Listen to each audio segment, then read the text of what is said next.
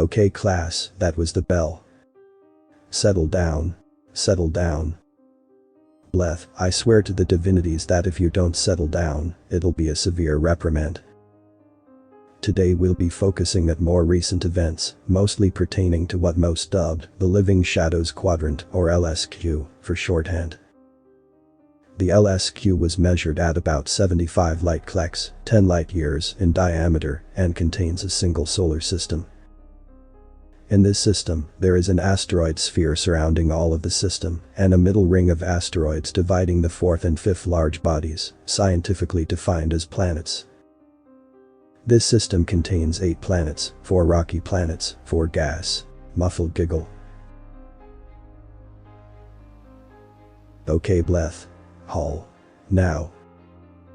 As I was saying, 4 gas giants and numerous smaller planetoids, all circling a class W12 star.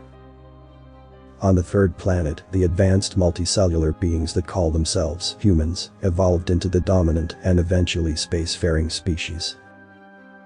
The following audio logs are of the diplomat's recordings of the encounters with the humans.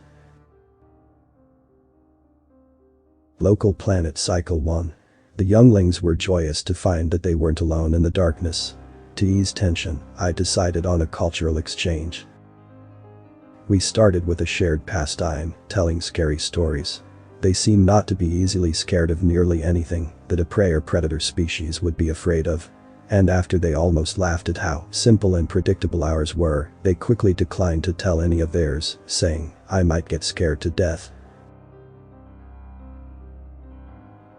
Local planet cycle 2. A member of the younglings was talking about my stories from the cycle before. But they called them something odd.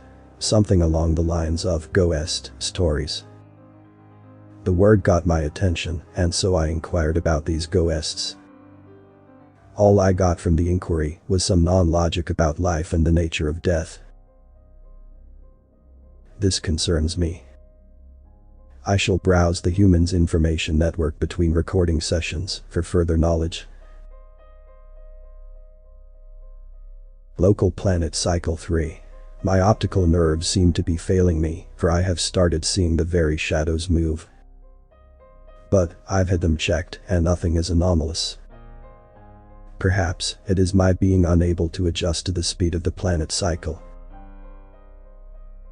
I also seem unable to find anything on the human infonet on ghosts related to anything scary or life and death. I then decided to ask what a ghost is. This time I shall try harder to understand this foreign concept. Local planet cycle 4. I seem to be getting worse. The shadows now seem less like shadows and more like people. I don't know how these humans deal with it, as if it is not there. To answer my self-imposed question, I searched the infonet during my time on it. Through this search, I found my ghosts phonologically similar to what I was searching, but oh so very different meanings. Let me begin by saying that some humans believe the consciousness can endure after death as a form of energy.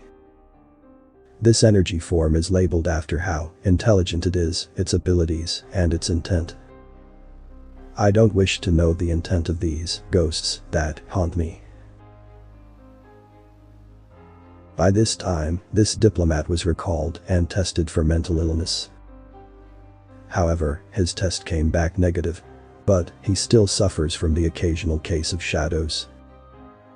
Another was sent in his place to continue where he left off and to test if this was some form of attack from the humans. These are the records of the second diplomat. After Nocturne Cycle, ANC1. Supplied with my new gear to fight off these visions, my, what's the word for it, predecessor, that's the word I was looking for. I'm gonna test these damn dirty humans to see if they think that they can get me. ANC2. Well, I've gotten bored. Not even a single attempt to do whatever they did to the other guy. I've taken to retracing everything that my predecessor scored for remembering that one tracks. I'm gonna start where he did the scary stories. ANC3. Well, praise the sun and call me Melkish. I've found something entertaining on this rock. The human literature is amazing, especially the horror section. Yeah, I know I'm an oddball of Lenger, but something about staying put while resisting the urge to run is so thrilling. So obviously, a book of pure horror is the perfect fit. I've gotten plenty of recommendations, and the one that piques my curiosity is this author Lovecraft. I wonder what sort of slasher fic he wrote. ANC4. Well, it seems humans have a very creative mind, to put it plainly. By the fucking sun, this guy knew what he was doing. Seriously, giant beasts of nonsense and tentacles that see us less than how we see a little bit of dust. This is a horror on the cosmic scale. There is no way this Lovecraft came up with this alone. ANC5. No. I'm starting to see things like my predecessor. For the sun's sake, I'm too freaked out about this to even think straight. How did they do this? None of my gear show any attempt to alter my perception. Deep space, I even did a deep brain scan. And I still got nothing anomalous. So how? Perhaps the gear was rigged to let the humans do this to me. Then that means I was set up. No. ANC6.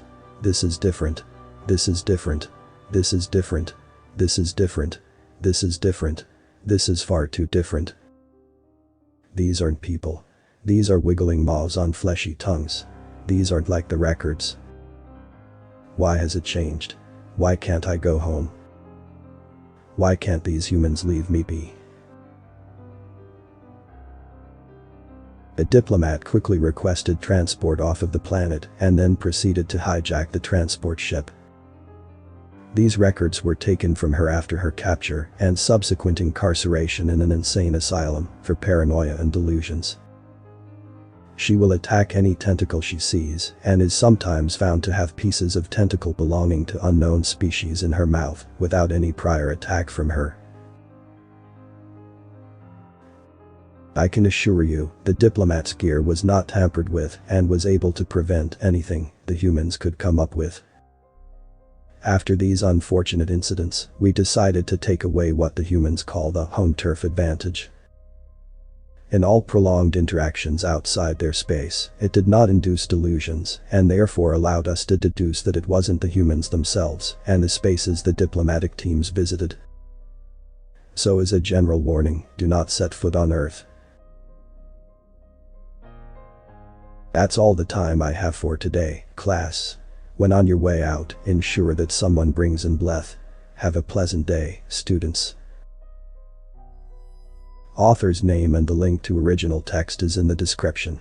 Consider tapping the thumbs up and pressing the subscribe button if you enjoyed this video.